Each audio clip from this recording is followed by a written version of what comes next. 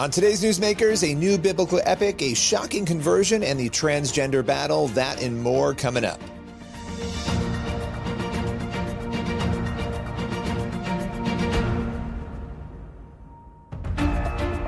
Welcome to Newsmakers, a show where we go behind the headlines each and every week to bring you interviews with pastors, entertainers, politicians, and other notable figures.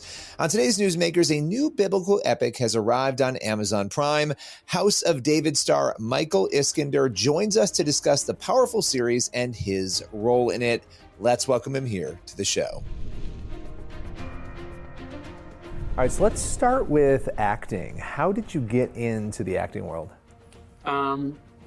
I got into the acting world accidentally. I was in high school, and it was history class, and just living my life. And it was like the first 2 weeks of school, sophomore year, and then we had switched seats that day, and I happened to sit next to my friend who was in like the choir.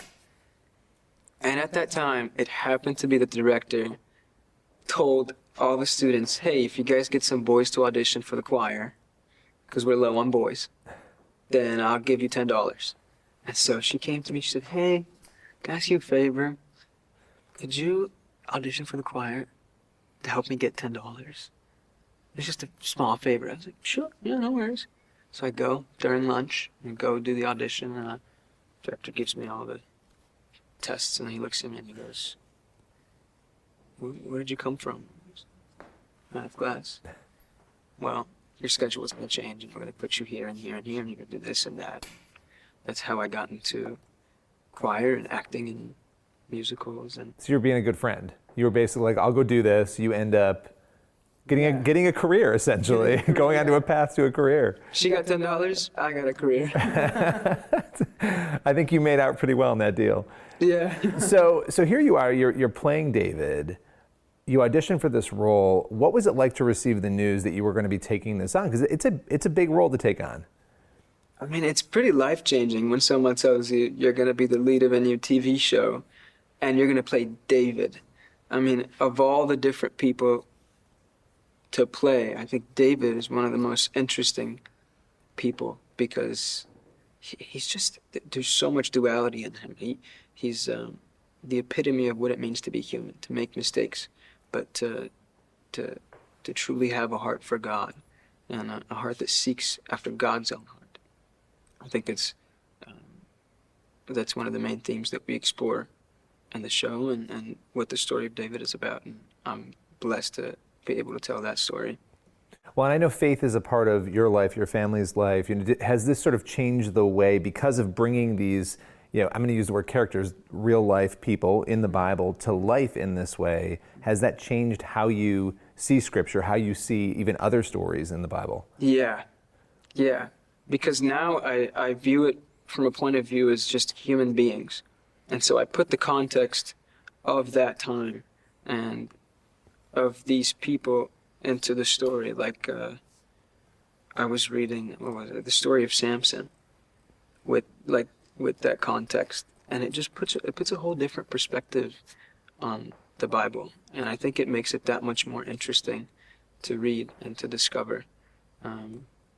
Personally, I mean, I love it, and it's so fun as an actor for your job to be discovering more about the Bible. It's like, that's fun. Yeah. Being able to help other people think through, no matter where they are on the faith scale, what these people went through, what their life was like, and what it would have been like to face a giant, right? To have the courage to do that. What that particular, without giving too many spoilers away, but that particular scene, preparing for that, what was that like? The infamous battle.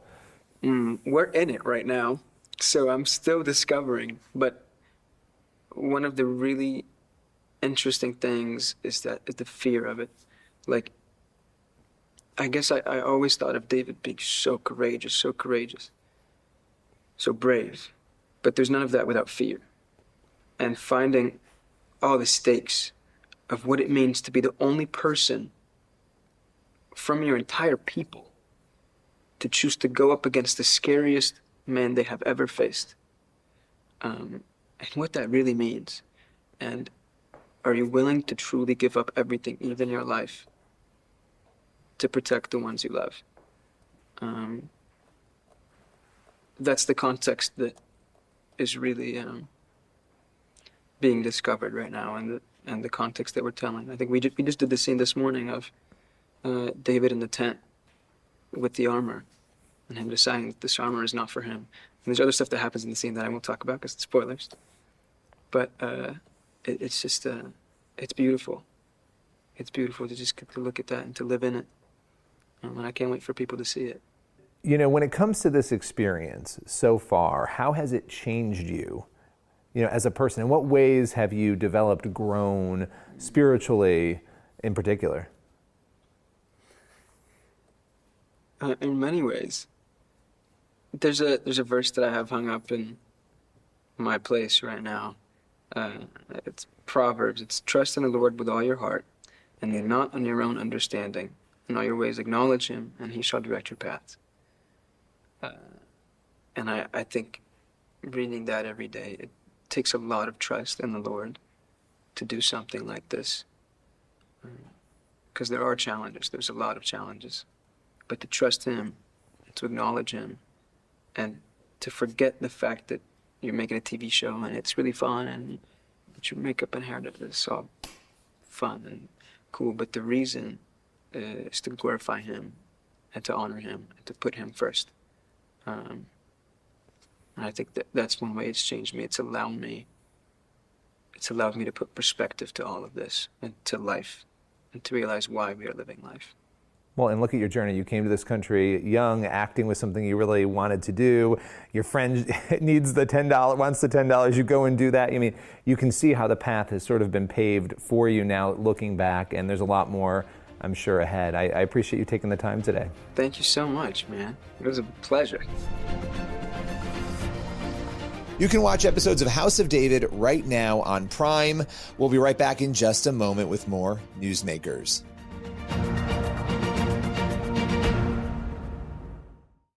And I slipped. I couldn't use the whole right side of my body. I went from having a promising career as a neuroscientist to having a medical death sentence. People would pray for me, and sometimes it felt like this power that just zapped me. So how do you know this wasn't psychosomatic, a misdiagnosis, something that was being missed in that process? Are miracles real? Do they happen today? Let's investigate.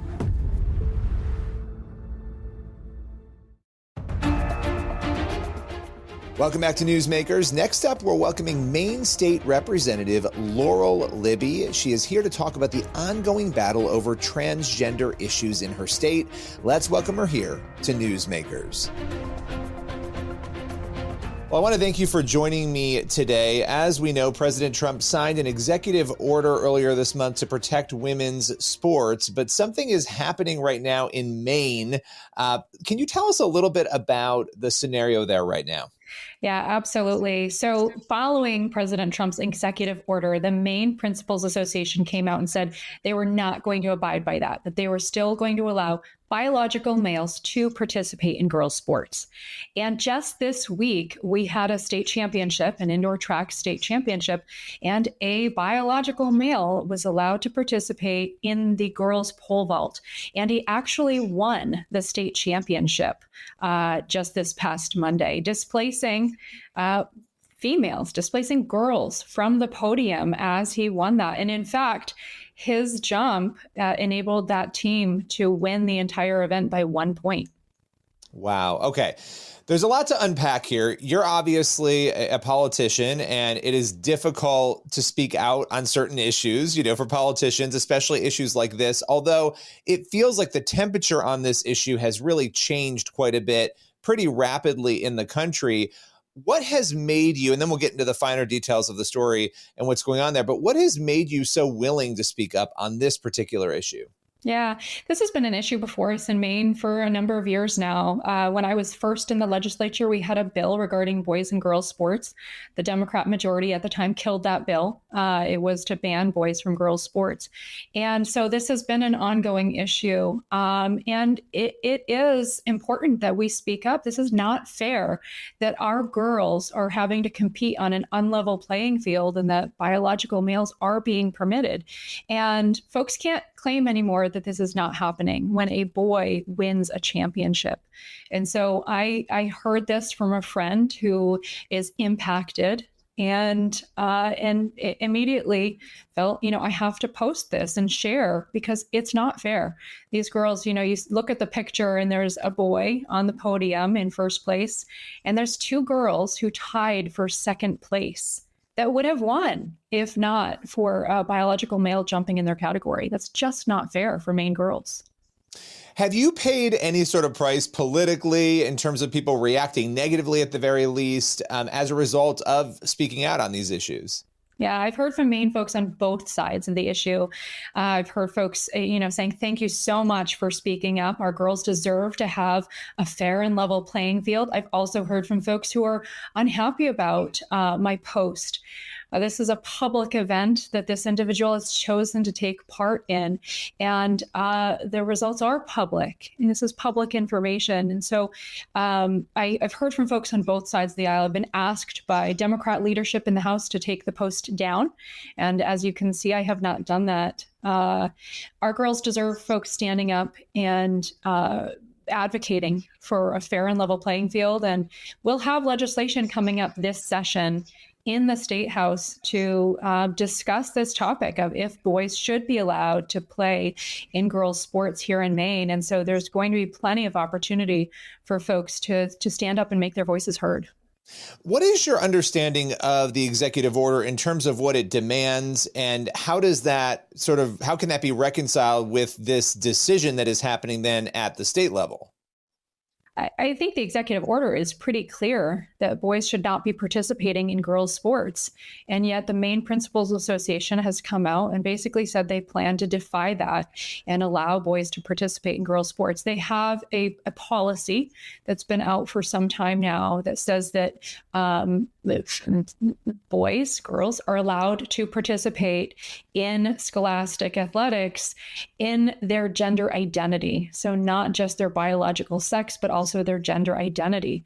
And clearly that's what's going on here, and why this biological male was allowed to participate in pole vaulting on Monday and then won that championship. I mean, what do you think drives this? I mean, why do you believe, you made a case for why you think this is not fair. Why do you think so many people still continue to push this, even in light of the fact that it does feel like the public there's been a shift, a turn against these sorts of things? Why are there so many forces in your view that continue to advocate for, the opposite gender to be able to compete in this way? Yeah, absolutely.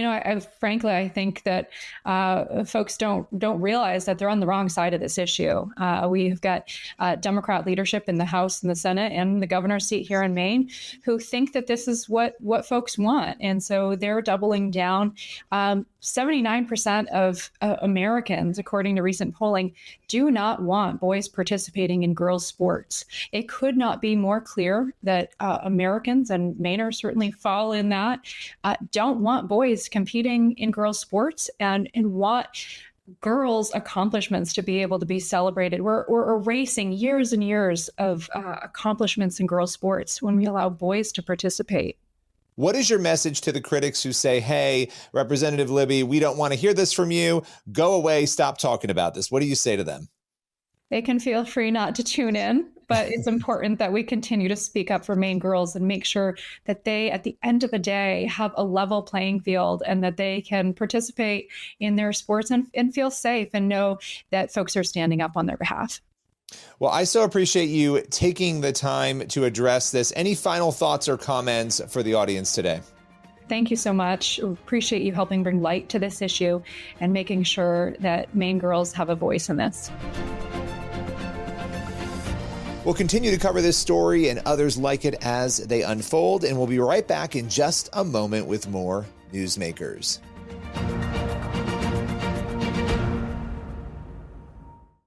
And I slipped. I couldn't use the whole right side of my body. I went from having a promising career as a neuroscientist to having a medical death sentence. People would pray for me, and sometimes it felt like this power that just zapped me. So how do you know this wasn't psychosomatic, a misdiagnosis, something that was being missed in that process? Are miracles real? Do they happen today? Let's investigate.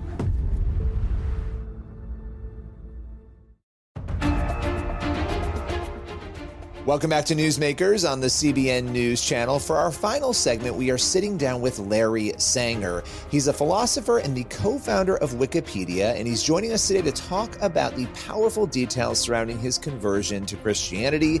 Let's welcome him here to Newsmakers. Larry, I really appreciate you taking the time and chatting with me. You've had a busy week now with a lot of reaction to a post that you wrote extensively documenting your conversion to Christianity. Now, I want to get into all the details of that, but you were a skeptic for about 35 years. I know this is a loaded question, but what drove that skepticism? It went back to my childhood and basically what I call methodological skepticism. So in philosophy, a skeptic is simply someone who believes knowledge is impossible, knowledge of some sort. A methodological skeptic says they provisionally do not make up their mind about something in order to, at some later date, come to some, rational justification of a better view. And so that's essentially how I approached all, religious questions and philosophical questions. So it wasn't anything particular about Christianity, really. Yeah. Well, and I know too that, and I thought this was very interesting in your extensive write-up, kind of sharing this journey, you made it clear that you weren't an enemy of the faith. It wasn't anything like that. It was sort of what you just described. And I think that's interesting because there are different levels of people who are on the skeptical sort of realm, right? There's the people who are Richard Dawkins. There's the people who just aren't sure. There's people who just haven't had the feeling or the connection to it. Right. And I know you had, faith exposure as a child. During this 35 years, did you have moments of attempting to pray, attempting to connect with God, feelings maybe that there was something there during that time? I did. Basically, well, let's put it this way. I wasn't necessarily praying to God per se, but I had a sort of internal dialogue. And sometimes I even wrote it out in text with some supremely wise being. And sometimes I would even call that being God, not that I believed that that was God, but in order to just sort of clarify my thought, I was using the writing form of dialogue. That's all. I continued to do that. I had done something similar to that, but actually directing it to God when I was a child, and I'm still doing it now. Actually, I think it's a good thing to do in general. But yes, now I direct those thoughts to God. But back then, I certainly did not. At least I didn't think I was. Yeah. Well, and it's such an interesting journey too. Obviously, somebody like yourself who has created something like Wikipedia that everybody knows, you're a person who is attached to something that a lot of people know about. And so when somebody like you with your background comes forward and says, I've had this conversion, I've had this experience, it's going to get more attention than if other people maybe say the same thing. When you wrote about this, did you anticipate the reaction that you've received? And tell us a little bit about that reaction. I did not. I just assumed, to be honest, a lot of people have more or less forgotten about me. I'm not in the news that much anymore, except when I, badmouth Wikipedia. So I expected it was going to be a very small reaction. Maybe a few responses to the blog post and maybe a dozen retweets on X, but no, it just it blew up in a way that really took me by surprise. I didn't know I was going to be spending a couple of weeks doing this, responding to people. Yeah, I said it's been a busy week. It's been a busy couple of weeks. I think So, okay, what is the overwhelming response? People finding out that this person who was a skeptic for 35 years, who is a well-known person, who is now a Christian, was the response overwhelmingly positive? Was it negative? Does it run the gamut? It's been overwhelmingly positive. The very first response from any sort of atheist was just a couple of days ago. No high-profile atheists have deigned to observe anything about my case.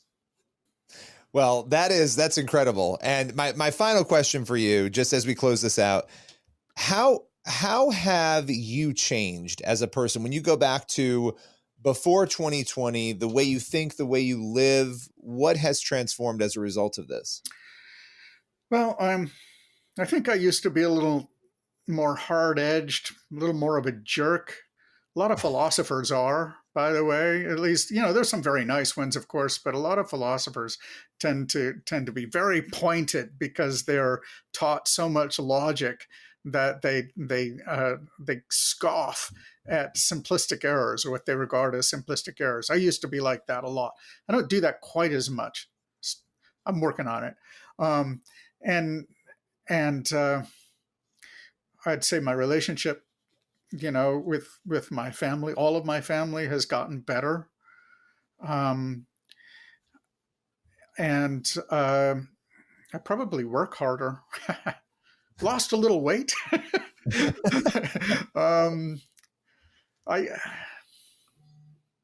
don't know. Number of other things probably. But I've changed a lot, though. I do feel like I have changed quite a bit. I love it. Well, I love this story, and I thank you so much for taking the time. I think getting a chance to kind of talk through, it's one thing to read what you wrote, which was incredible, but to really parse through that with you and hear the different pieces of the journey, I appreciate you taking the time today. Right. Yep. No problem. You can go to larrysanger.org for more information about his story and his conversion. We'll be right back in just a moment with more of the show.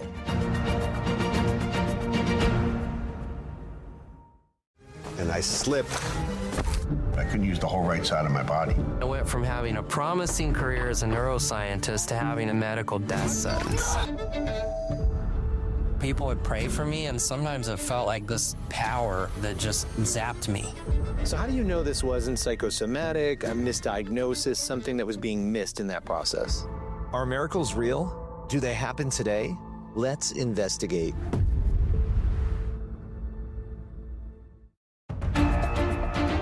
That's all for Newsmakers. Thank you for watching, and be sure to head on over to the CBN News YouTube channel. That's where you'll find the full interviews that you saw on today's episode.